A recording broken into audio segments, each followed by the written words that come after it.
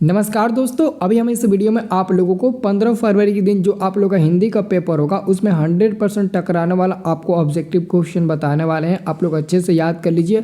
और जहाँ तक कि दोस्तों मैं आपको एक और बात बताऊं कि आप लोग अभी ज़्यादा फोकस करिएगा व्याकरण पर, क्योंकि दोस्तों व्याकरण से ज़्यादा क्वेश्चन पूछा जा रहा है, तो व्याकरण पर ज़्यादा फोकस करना। और जो हिंदी बुक का इंपॉर्टेंट ऑब्जेक्टिव क्वेश्चन है जो अभी मैं आपको इसमें करा देता हूँ, तो ये कर लीजिए, बहुत ज़्यादा इंपॉर्टेंट है। यहाँ पर पहला नंबर क्वेश्चन देखिएगा, नरकट का प्रयोग किस वाद्य यंत्र में होता है। तो दोस्तों इसका आंसर होगा शहनाई वादक। बिस्मिल्लाह खां शहनाई वादक से संबंधित है। आप लोग पढ़े हुए ना बिस्मिल्लाह खां वाला पाठ, जिनका जन्म बिहार के डुमराव में हुआ था। तो याद रखना, शहनाई वादक से ये संबंधित होता है। और अगला क्वेश्चन है, शिक्षा और संस्कृति पाठ के लेखक कौन है।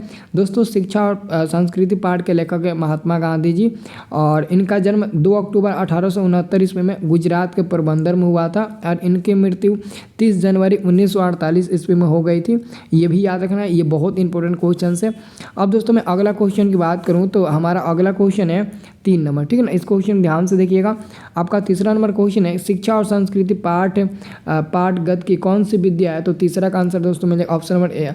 आपका तीसरा का आंसर क्या मिलेगा, तो तीसरा का आपका आंसर मिलेगा ऑप्शन में दोस्तों, आप लोग आंसर टिक लगाइए सी नंबर रेखा चित्र पर। देखिए रेखा चित्र आपके ऑप्शन में दिया इसलिए मैं टिक लगा रहा हूँ, लेकिन रेखा चित्र की जगह पर दोस्तों अगर शिक्षा शास्त्र भी दिया ना तो शिक्षा शास्त्र भी आप लोग टिक लगा देना, ठीक है ना। शिक्षा शास्त्र ये साक्षात्कार नहीं होगा, ये बिरजू महाराज वाला जो पाठ है ना, जीत जीत में निर्खत, उस पाठ की ये विद्या होगा। लेकिन हमारा आंसर यहाँ पर सी नंबर मिल जाएगा। अगला क्वेश्चन है, गांधी जी को महात्मा किसने कहा था। रविंद्रनाथ ठाकुर ने कहा था ना। महात्मा गांधी जी को महात्मा किसने कहा था, गांधी जी को महात्मा किसने कहा था, तो रविंद्रनाथ ठाकुर ने कहा था। इसका आंसर होगा बी नंबर। और अगला क्वेश्चन है, गांधी जी की दृष्टि में उदात्त और बढ़िया शिक्षा क्या है। तो अहिंसक प्रतिरोध सबसे उदात्त और बढ़िया शिक्षा माना जाता है गांधी जी के अनुसार। तो 5 का आंसर आपका मिलेगा ऑप्शन नंबर ए मिल जाएगा। अगला क्वेश्चन है, वीरेन डंगवाल किस विचारधारा के कवि है। वीरेन डंगवाल जो है ना, वीरेन डंगवाल वो किस विचारधारा के कवि है दोस्तों। ये बहुत इंपॉर्टेंट क्वेश्चन है, ये आपके एग्जाम में दोस्तों ऑलरेडी 2 बार पूछा जा चुका है।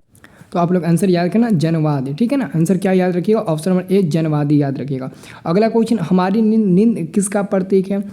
गफलत का प्रतीक है ना। तो यहाँ पर हमारा 7 का आंसर मिल जाएगा, ऑप्शन नंबर ए मिलेगा, गफलत का प्रतीक है। 7 का आंसर क्या मिलेगा, ऑप्शन नंबर ए मिल जाएगा। इसे आप लोग याद रखना। अब यहाँ पर दोस्तों अगला क्वेश्चन देखिए, दुष्चक्र में श्रेष्ठा पुस्तक पर वीरेन डंगवाल को कौन सा पुरस्कार मिला था। कौन सा पुरस्कार मिला था, ये बहुत इंपॉर्टेंट क्वेश्चन है। तो साहित्य अकादमी पुरस्कार मिला था, इन्हें साहित्य अकादमी पुरस्कार मिला था। अगला आपका क्वेश्चन है, हमारी नींद कैसी कविता है। हमारी नींद जो है ना वो कैसी कविता है। तो दोस्तों 9 का आंसर मिलेगा, समकालीन कविता है। आंसर आपका ए नंबर मिल जाएगा। अक्षर ज्ञान किस कविता की रचना है। तो अक्षर ज्ञान किस कविता की, अनामिका। अनामिका कहना है दोस्तों। तो आंसर आपका मिल जाएगा 10 का डी नंबर, अनामिका जी हो जाएंगे, ठीक है ना। तो आपका आंसर मिल जाएगा दोस्तों ऑप्शन नंबर डी मिल जाएगा। अगला क्वेश्चन है, पंडित बिरजू महाराज को संगीत नाटक अकादमी अवार्ड किस उम्र में मिला था। तो आपको पता है ना, पंडित बिरजू महाराज जब 27 साल के थे तब उनको संगीत नाटक अकादमी अवार्ड मिला था, यानी कि 27 साल की उम्र में। और जन्म हुआ तो दोस्तों 1938 में, और 1938 में अगर 27 जोड़ दे तो कितना हो गया, और 7 15 कर 5 6, यानी कि आपका क्या हो 5 1 6 और ये 19। यानी कि अगर कोई पूछेगा कि सन बताओ या फिर ऑप्शन में सन देना, तो 1965 बता देना कि 1965 में उनको संगीत नाटक अकादमी अवार्ड मिला था। क्योंकि जन्म 1938 इसमें हुआ था, 27 जोड़ेंगे तो 1965 हो ही जाएगा, तो आपका मिल ही जाएगा। और इनकी मृत्यु जो हुआ था ना वो 54 वर्ष के उम्र में हुआ था। अगर 54 वर्ष अगर 1938 में जोड़ देते हैं ना तो 1992 मिल जाता है, मतलब कि 1992 में इनका मृत्यु हो गया था। अब देखिए अगला क्वेश्चन, अभिनव पाठ के लेखक कौन है। अभिनव दोस्तों, अभिनव पाठ के लेखक के बारे में पूछा जा रहा है। तो अभिनव पाठ के लेखक कौन है, अशोक वाजपेयी जी हो जाएंगे। कौन होंगे अभिनव पाठ के लेखक। ये दोस्तों आपके बोर्ड एग्जाम में कई बार ये क्वेश्चन आ चुका है, तो ये क्वेश्चन आप लोग को अच्छे से याद रखना है, ठीक है ना। और साथ में दोस्तों आपको बहुत अच्छे नंबर भी लाना है, ठीक है ना। अशोक वाजपेयी जी हो जाएंगे। कौन होंगे दोस्तों, अशोक वाजपेयी जी। आप लोग टिक लगा देना अशोक वाजपेयी जी पर, ठीक है। और अगर किसी भी क्वेश्चन में आप लोग को डाउट लगे ना तो आप लोग हमसे पूछना। किसी भी क्वेश्चन में अगर आप लोगों को डाउट लगे तो आप लोग ज़रूर पूछना। मैं देखूंगा कि आप लोगों को किस क्वेश्चन में ज़्यादा डाउट हो रहा है, ठीक है ना। क्या हो जाएगा, अशोक वाजपेयी जी हो जाएंगे, ठीक है ना। अब अगला ये तो हो गया ना। अब देखिए अगला क्वेश्चन, अभिनव पाठ गद्य की कौन सी विद्या, अभिनव जो पाठ है ना वो गद्य की कौन सी विद्या, क्या वो कहानी है या फिर उपन्यास है या फिर दोस्तों इसके अलावा वो यात्रा वृत्तांत है या फिर दोस्तों कुछ और है। तो इसका आंसर आप लोग क्या दीजिएगा, याद है इसका आंसर?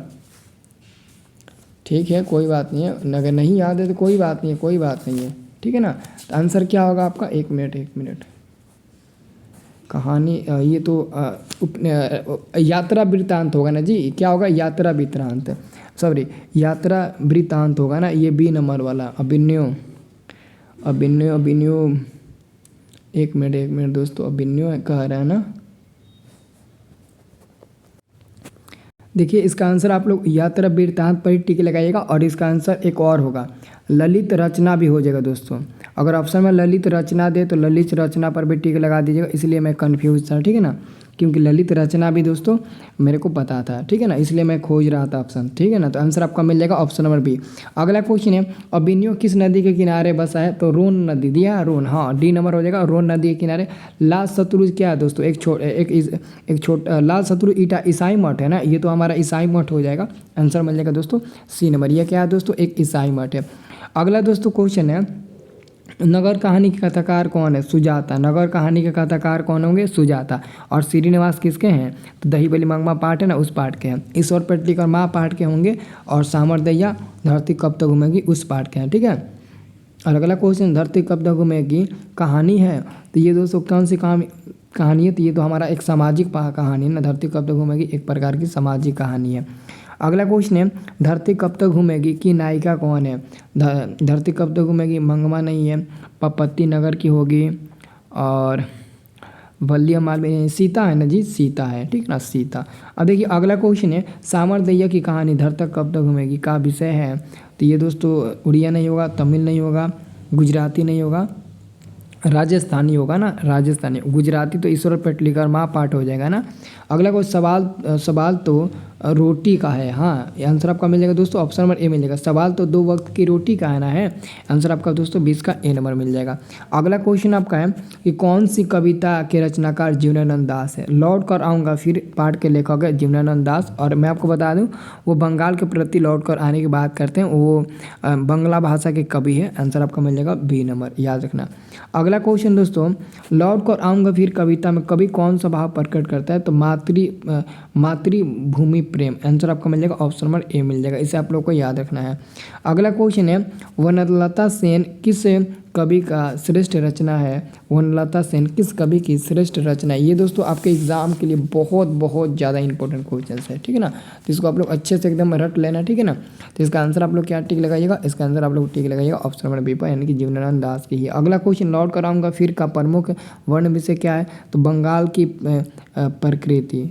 की प्रकृति ऑप्शन नंबर ए में है ना, तो यही आपका उत्तर होगा, ऑप्शन नंबर ए ही आपका उत्तर हो जाएगा। अगला क्वेश्चन है, जीवनानंद दास कैसे कवि है, जीवनानंद दास कैसे कवि है, तो आप लोग बता देना है, तो जो जीवनानंद दास है ना वो यथार्थवादी कवि है ना, यथार्थवादी है, तो आंसर आपका मिल जाएगा दोस्तों 25 का सी नंबर मिल जाएगा, इसे आप लोग को अच्छे से याद रखना है, ठीक है।